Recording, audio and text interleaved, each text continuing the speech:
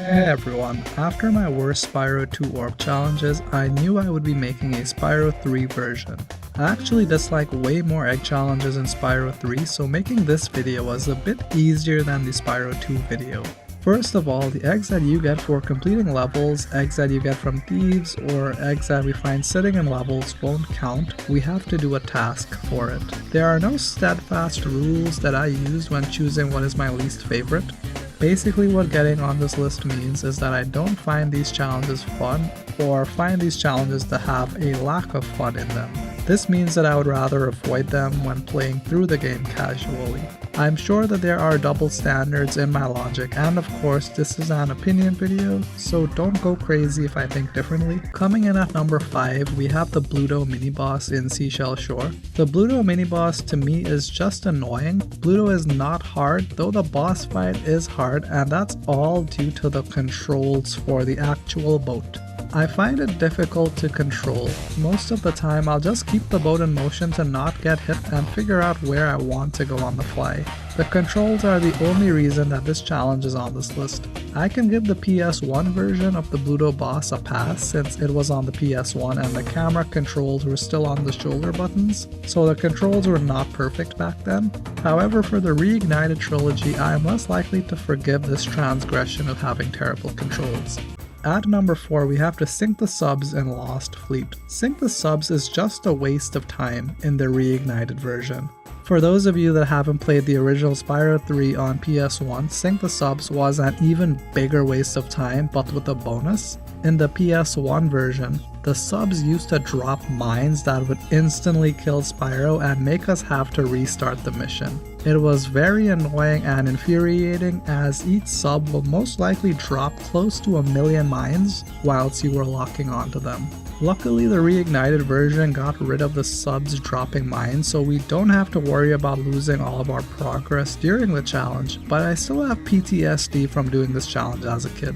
However, the basic mechanic of this challenge is that we have to follow the subs for a few seconds and then fire the missile. The thing is that the subs can change directions instantly and break any lock-on that Spyro has.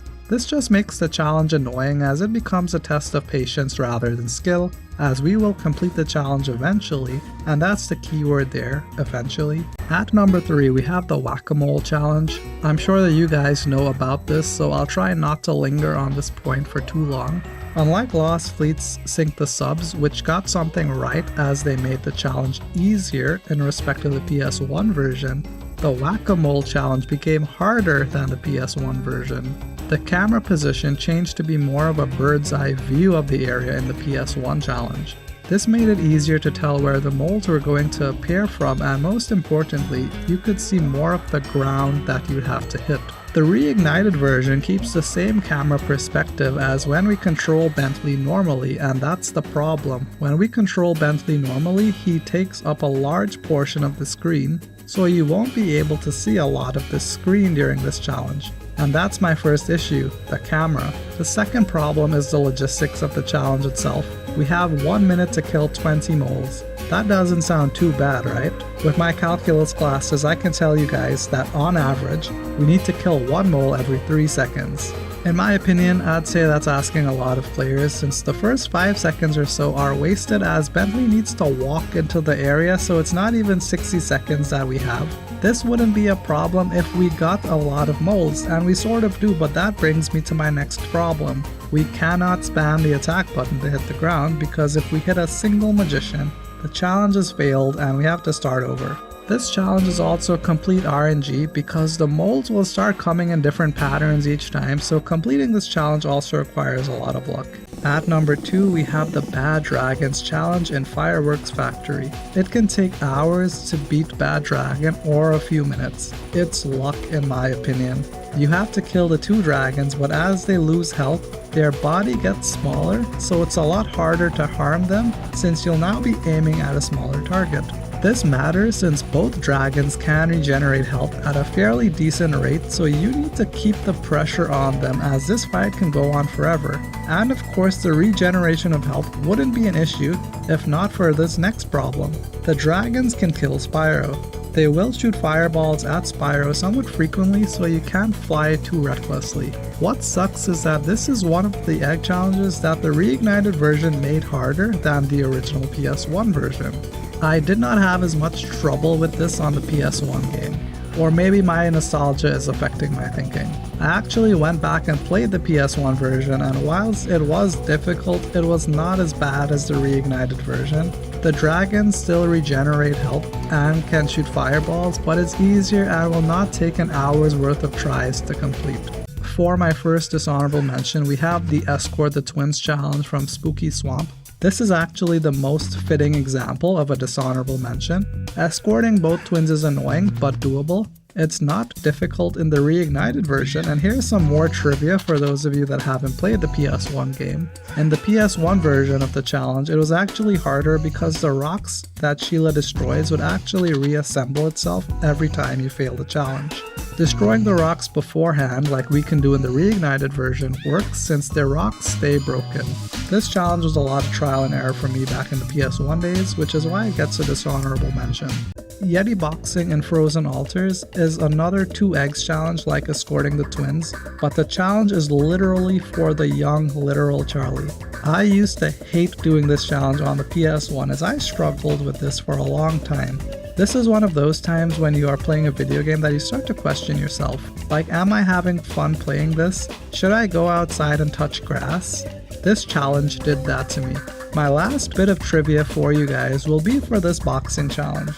There was an exploit to plug in another controller to make the challenge easy, as Yeti Boxing was actually 2-player on the PS1, and we could still get the egg with this exploit. The second controller would control the Yeti and could just sit there doing nothing, so we could just beat up the Yeti and get his egg. However, for all of you guys looking at this video, I know the secret to beating the egg challenge on the reignited trilogy. All you have to do is hit square and X until you win. Big thank you to Zik3, as this is a speedrunner strategy that has saved me a lot of time, that I don't actually skip this challenge anymore.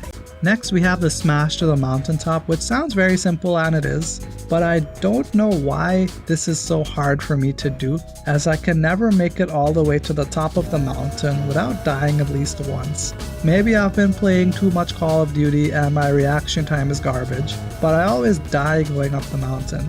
Bentley just walks so slowly, and this entire challenge feels so meaningless in the grand scheme of things.